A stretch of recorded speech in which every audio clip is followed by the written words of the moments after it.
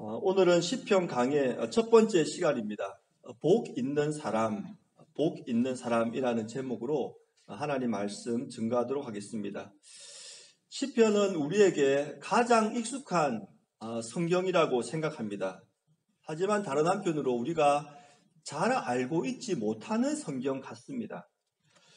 어릴 때 제가 주일학교를 다니면서 장난삼아 성경 한가운데를 쫙 펼치면 시편이 나온다. 그 정도는 제가 알고 있었고, 또 조금 성장하면서 시편에 성경에서 가장 긴 장이 있는 거 119편이죠. 그리고 가장 짧은 절이 있는 거 바로 2장 앞에 있는 117편입니다. 2절밖에 없거든요. 그 정도는 조금 이제 알고 있었고, 또 대부분의 시편에 나오는 시들이 다윗이 지었다. 그 정도는 제가 알고 있었는데, 그 이상을 말하려 그러면은 조금 말하기가 곤란한 그런 지식을 가지고 있었습니다. 여러분은 어떠십니까? 시편을 생각하실 때 어떤 생각이 드십니까? 시편은 왜 기록이 되었으며 시편이 우리에게 주는 메시지가 과연 무엇일까요? 오늘은 시편 강의 첫 시간이기 때문에 먼저 시편이 어떤 책인가 여기에 대해서 제가 간략하게 설명을 드린 다음에 오늘 본문인 시편 1편에 대해서 제가 말씀을 드리고자 합니다. 첫 번째로 시편은 어떤 책인가 여기에 대해서 한번 말씀을 드리겠습니다. 우리가 시편이 어떤 책인가를 이해하기 위해서 몇몇 유명한 목사님이나 신학자들이 시편에 대해서 어떻게 정의를 내렸는가 그것을 조금 살펴보는 것이 도움이 될 것 같습니다. 종교개혁자 마틴 루터는 이렇게 말했습니다. 시편은 구약의 요약이다. 그리고 역시 종교개혁자 존 칼빈은 시편은 영혼의 해부학이다. 그리고 우리가 익숙하게 잘 아는 우리 존 스토트 목사님, 20세기의 가장 유명한 목사님이죠. 이분은 시편은 교회의 가장 오래된 찬송책이다. 이렇게 정의를 내렸습니다. 물론 많은 학자들의 정의가 있지만 저는 이 세 가지 정의가 대부분의 시편이 어떤 책인가를 드러내준다고 생각합니다. 먼저 시편은 구약의 요약이다. 이 마틴 루트의 이 말을 한번 생각해 보겠습니다. 우리가 시편을 읽어보면 구약에 나타나는, 즉 창세기부터 말라기까지 나타나는 모든 역사의 내용이 다 들어있습니다. 천지 창조, 아브라함 이야기, 출애굽 사건, 모세 이야기, 이스라엘의 왕조, 그리고 그들의 불순종, 그리고 바벨론으로 포로로 잡혀간 것, 또 다시 돌아온 것, 그리고 그들이 앞으로 메시아 때 일어날 위대한 왕국에 대한 소망 같은 것들. 그러니까 구약에 나타난 모든 것들이 다 이 시편에 나와 있는 것입니다. 그래서 마틴 루터는 이 시편을 구약의 요약이다. 이렇게 말한 것입니다. 존 칼빈은 이렇게 말합니다. 시편은 영혼의 해부학이다. 여러분, 우리가 신체를 해부할 때 어떤 결과가 나타납니까? 밖으로 드러나지 않는 몸 안에 있는 장기 같은 것도 다 볼 수 있지 않습니까? 역시 시편이라는 것은 우리 사람 안에 있는 영혼에 있는 것들을 드러내준다는 거죠. 시편을 읽다 보면 우리 눈으로 확인할 수 없는 우리 인간의 내부에 있는 어떤 사랑과 기쁨과 감사 같은 것들, 그리고 슬픔과 낙심과 좌절 같은 것들, 이런 것들이 다 시편을 통하여 드러내는 것입니다. 그래서 존 칼빈은 시편을 두고 영혼의 해부학이다 이렇게 말한 것입니다. 또한 세 번째로 시편은 교회의 가장 오래된 찬송책이다 이런 말을 했습니다.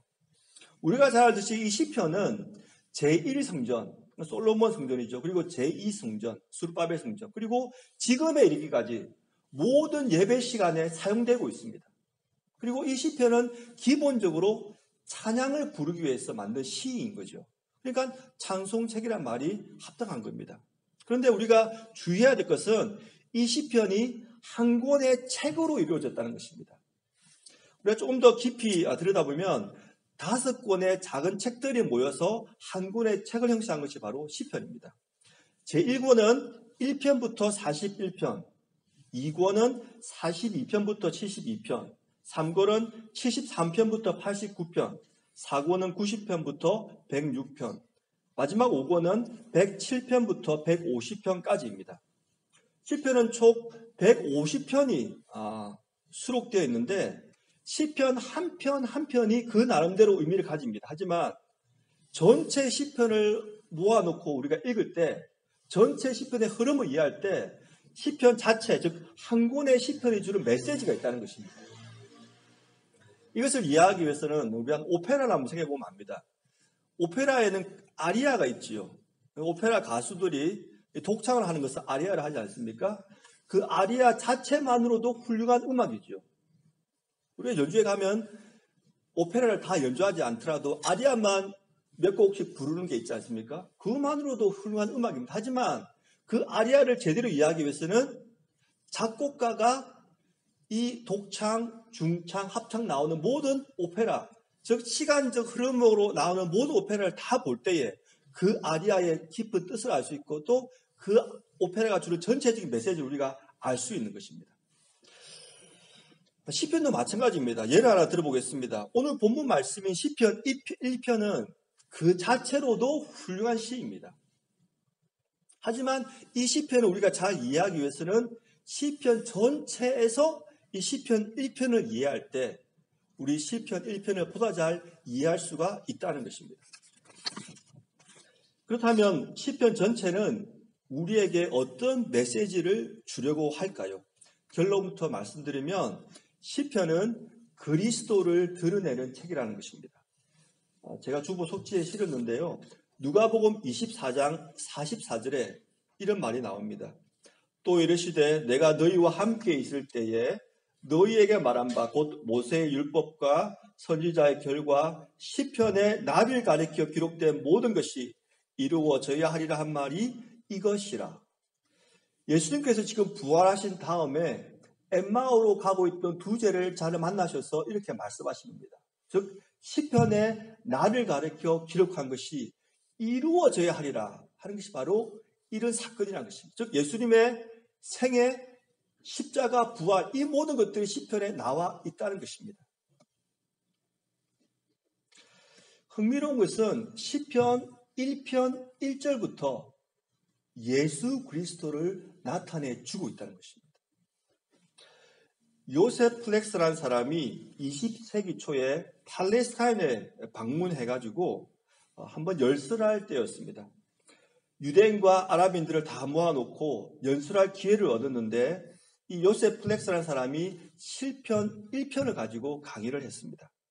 히브리어로 유창하게 시편 1편을 읽은 다음에 거기에 나오는 각 동사의 시제들을 언급하면서 그 내용을 설명했습니다. 그리고 그가 질문을 했다고 합니다. 시편 기자가 말하고 있는 복 있는 사람은 지금 누구를 가리키고 있을까요? 이 사람은 악인들의 꾀를 따르지 않고 죄인들의 길에도 서지 않고 오만한 자의 자리에도 앉지 않은 사람입니다. 이 사람은 결코 죄를 지은 사람이 아니지요. 이 사람은 과연 누구를 가리키고 있을까요?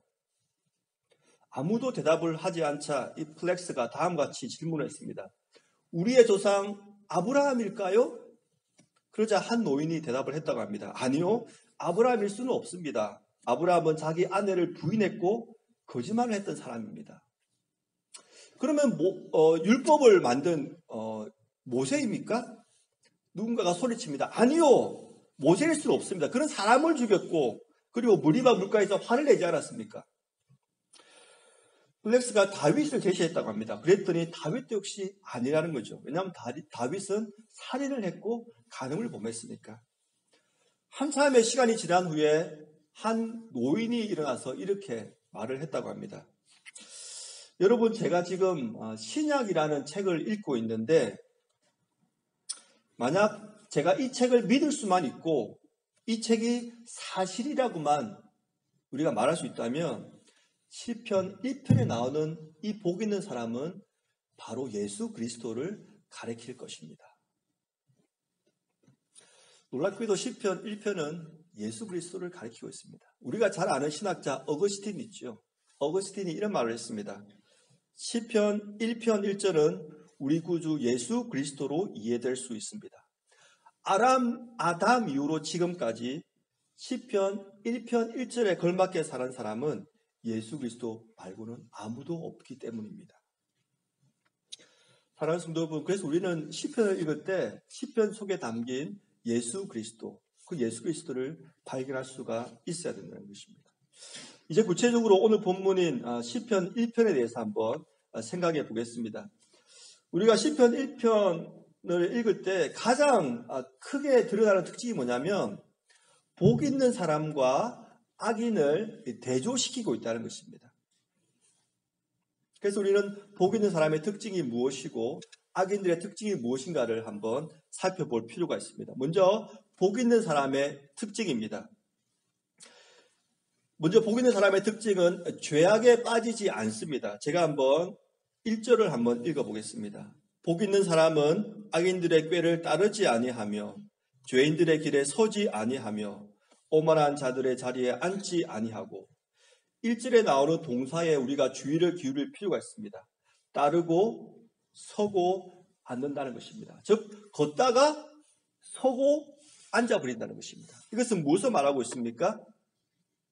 죄는 갑자기 짓게 되는 경우보다 점진적으로 죄에 빠져서 죄를 짓게 된다는 것을 우리가 이 말씀을 통하여 알 수가 있습니다. 마틴 루터가 유명한 말을 하나 있지 않습니까? 제가 영어로 한번 적어왔는데요. You cannot keep birds from flying over your head, but you can keep them from building a nest in your hair. 제가 속지에 제가 카피를 했습니다. 무슨 말이냐면 여러분 머리 위로 날아가는 새는 막을 수는 없지만 여러분 머리 위에다가 둥지를 틀려고 하는 그 새는 막을 수가 있다는 것입니다. 이것을 오늘 본문과 연관해서 말하면 이렇다고 생각됩니다. 죄를 짓고자 하는 순간적인 생각이 드는 것은 우리가 막을 수 없지만 그 지나가는 생각이 구체적인 계획을 세우게 하고 실제로 행동으로 옮기게 하는 것은 우리가 막을 수가 있다는 것입니다. 이를 위해서 우리는 악을 악으로 갚지 말고 악을 웃음으로써 그냥 넘길 수 있는 마음의 자세가 필요하다고 생각합니다. 어느 여성 초보 운전자가 이제 운전을 같이 시작하게 되었습니다. 그러니까 얼마나 무섭고 겁이 나겠습니까? 처음 운전이라서 긴장이 돼가지고 아주 천천히 운전을 하고 있는데 뒤에서 성질이 급한 남성 운전자가 하도 답답해서 옆으로 지나가면서 창문을 열고 소리를 질렀다고 합니다. 아줌마 집에서 밥이나 해. 이때 여성 운전자가 맞받아치면 큰 싸움이 나겠지요. 그런데 이 여성 운전자는 이렇게 대답을 했다고 합니다. 지금 쌀 사러 가유. 어느 날 사춘기 어린 딸이 엄마의 머리카락을 보고 시무룩해서 이렇게 말을 했다고 합니다. 엄마의 머리에 흰머리가 왜 이렇게 많이 생겼어? 왜 그런 거야? 엄마가 대답을 합니다. 글쎄 네가 엄마 말을 안 듣고 속을 썩이니까 이렇게 된 것 같아. 이때 어린 딸이 엄마의 말에 말대꾸하면 어떻게 되겠습니까? 엄마와 딸이 한바탕 싸우겠지요. 그런데 딸이 이렇게 대답을 했다고 합니다. 외할머니 머리카락이 모두 하란 이유가 바로 그것 때문이었구나. 복된 사람은 이렇게 지혜롭게 반응할 줄 압니다. 그래서 죄악에 빠지지 않고 피하기를 항상 열어가는 것입니다. 둘째로 복 있는 사람은 여호와의 율법을 즐거워하고 묵상한다고 말을 하고 있습니다. 제가 한번 2절 말씀을 읽어보겠습니다. 오직 여호와의 율법을 즐거워하여 그의 율법을 주야로 묵상하는도다. 한국의 성경 강의로 유명한 목사님 중에 한 분이 김서택 목사님인데 이분이 이 구절을 두고 이렇게 말했습니다. 하나님께서 우리에게 하나님의 말씀을 주셨다는 것은 하나님 나라의 보물을 주신 것과 같습니다. 그런데 그 보물이 묻혀있는 땅까지 주셨기 때문에 우리는 땅을 파서 보물을 캐어내야 합니다. 이렇게 이야기를 했습니다. 땅 속에 있는 보물을 캐어내는 작업, 그것이 바로 저는 묵상하는 거라고 생각합니다. 왜냐하면 우리가 말씀을 그냥 읽거나 듣고 끝나버리면 내 것이 되지 않습니다. 보물이 되지 않지요. 그런데 그 말씀을 내가 한번 꼭 씹어보고 묵상하다 보면 그 말씀이 내 마음 안에 들어오고 비로소 내 것이 되기 때문에 나의 보물이 될 수 있다는 것입니다. 그렇다면 이런 복 있는 사람과 반대되는 악인들의 특징은 무엇일까요? 우리가 시편 1편을 읽어보면 시편 1편의 악인들의 특징이 나타나지 않는다는 것입니다. 우리가 시편 1편 1절부터 6절을 읽어보면은 악인들의 이야기가 어디 나오냐면 4절부터 6절까지 나오지요. 그런데 여기 보면은 악인들의 특징이 아니라 악인들의 결과가 나옵니다. 제가 한번 천천히 읽어보겠습니다. 악인들은 그렇지 아니하며 오직 바람에 나는 겨와 같도다.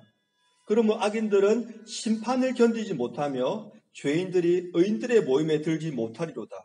무릇 의인들의 길은 여호와께서 인정하시나 악인들의 길은 망하리로다.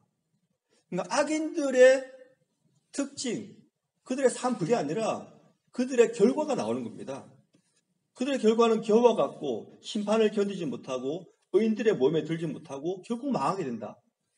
그러면 시편 1편의 악인들의 특징이 어디에 있습니까? 그 특징은 시편 2편에 나옵니다. 시편 2편 특별히 1절부터 3절에 악인들의 특징이 나오는 것입니다. 왜 이 내용이 시편 1편에 없고 2편에 있을까요? 이것은 우리가 시편 1편과 2편의 관계를 이해할 때 우리가 그에 대한 해답을 찾을 수가 있습니다. 캠브리지 대학에서 박사학위를 받고 지금은 교수 생활을 하고 있는 엘렌 로스라는 분이 이런 말을 했습니다. 시편 1편은 2편과 함께 시편 전체의 서론을 형성합니다. 시편 1편과 2편을 둘이 합치면 시편 전체의 주요 주제를 우리가 발견할 수가 있습니다. 무슨 말씀인가 하면 시편 1편과 2편은 긴밀하게 연결되어 있다는 것입니다. 그리고 이 두 편은 시편 전체의 서론에 해당된다는 것입니다. 몇 가지 표시가 있습니다. 첫 번째가 뭐냐면 시편 1편과 2편에는 표제어가 없습니다. 이게 무슨 말씀이냐면 여러분께서 시편을 딱 열어보시면 시편에 나오기 전에 위에다 표제어가 나옵니다. 예를 들어서 1편과 2편에는 없고 3편 위에 뭐라고 적었냐면 시편 3편은 다윗이 그의 아들 압살롬을 피할 때에 지은 시, 4편은 다윗의 시 인도자를 따라 현악에 맞춘 노래, 이런 표제어가 있지요. 하지만 시편 1편과 2편에는 이것이 없다는 것입니다. 그래서 이것은 시편 전체의 서론에 해당된다. 그것을 알 수가 있고요. 두 번째는 뭐냐면 시편 1편의 제일 처음과 시편 2편의 제일 마지막이 같은 단어로 시작하고 끝을 맺는다는 것입니다. 이것을 전문용어로 inclusio라고 합니다. inclusio. 이것은 뭐냐면 문단의 제일 시작과 제일 끝을 같은 단어로 사용함을 통해서 전체의 주제를 드러내는 것입니다. 시편 1편이 어떻게 시작합니까? 복 있는 사람. 시편 2편 끝에 어떻게 끝납니까? 모든 사람은 다 복되도다. 즉 사람 복 같이 나오는 거죠. 그러니까 한글의 번역이 이렇지만 실제로는 복 있는 사람, 모든 사람은 다 복되도다. 똑같은 단어가 지금 등장하고 있는 것입니다. 그래서 시편 1편과 2편에서 드러내고자 하는 주제가 뭐냐면 복 있는 사람은 누구인가? 이것이 바로 시편 1편과 2편의 주제가 되는 것입니다. 세 번째로 시편 1편과 2편에 같은 단어가 반복되어 있습니다. 마치 우리가 한 시를 읽을 때 그 시 한 편에 시인이 같은 단어를 반복해서 사용하듯이 시편 1편과 2편에는 같은 단어가 반복되어 사용된다는 것입니다. 제가 몇 가지 예를 들어보겠습니다. 시편 1편 2절에 이렇게 나와 있습니다. 그의 율법을 주야로 묵상하는도다. 여기서 묵상한다는 단어가 나오고요. 시편 2편 1절에 뭐라고 끝나냐면 민족들이 헛된 일을 꾸민다는 단어가 나오죠. 한글 번역에서는 묵상하다, 꾸미다 이렇게 번역이 되어 있지만 히브리 원문에는 뭐라고 되어 있냐면 예구라 되어 있습니다. 똑같은 단어가 사용될 것입니다. 그러니까 복 있는 사람은 여호와의 율법을 묵상하고 악인들, 특별히 여기 나오는 민족들은 헛된 일을 묵상한다. 이렇게 번역이 가능한 것입니다. 똑같은 단어가 사용된 겁니다. 또한 시편 1편 6절 마지막에 어떻게 끝나냐면 악인들의 길은 망하리로다. 이렇게 악인들 길 망한다 이렇게 나와 있죠. 그런데 시편 2편 12절에 거의 마지막 부분에 뭐라고 되어 있냐면 너희가 길에서 망하리니, 여기서 너희는 악인을 말하죠. 악인, 길, 망한다. 똑같은 세 단어가 반복되어 등장하고 있는 것입니다. 물론 그 이유에도 많이 있는데 제가 시향강의에서 이렇게 말씀을 드립니다. 그래서 결론적으로 몇 가지 요소를 볼 때 시편 1편과 2편은 하나의 묶음으로 이해해야 되고, 이 두 편이 합해져 가지고 시편 전체에 서론 역할을 하고 있다, 이렇게 말씀을 드릴 수가 있습니다. 그렇다면 시편 2편 1절로 3절에 나타난 악인들의 특징은 무엇일까요? 두 가지로 나눌 수 있습니다. 첫 번째가 뭐냐면 악인들은 자신의 주제 파악을 못합니다. 그래서 하나님과 그리스도를 대적하고 있습니다. 제가 한번 2편 1절과 2절 말씀을 읽어드리겠습니다. 어찌하여 이방 나라들이 분노하며 민족들이 헛된 일을 꾸미는가? 세상의 군왕들이 나서며 관원들이 서로 꾀하여 여호와와 그의 기름 부음 받은 자를 대적하며, 이렇게 나와 있습니다. 그런데 이 말씀이 신약 성경에서 그대로 사용되고 있습니다. 바로 사도행전 4장 25에서 27절입니다. 제가 속지에 밑줄을 그어 놨습니다. 한번 제가 사도행전을 읽어볼 테니까 위에 있는 시편 2편과 한번 단어를 비교해 보십시오. 똑같은 단어, 똑같은 표현이 지금 사용되고 있는 것입니다. 어찌하여 열방이 분노하며 족속들이 허사를 경영하였는고, 세상의 군왕들이 나서며 관리들이 함께 모여 주와 그의 그리스도를 대적하도다. 이 말씀을 통하여 시편 2편에 등장하는 세상의 군왕들과 관원들이 누구인가가 분명하게 드러나는 것입니다.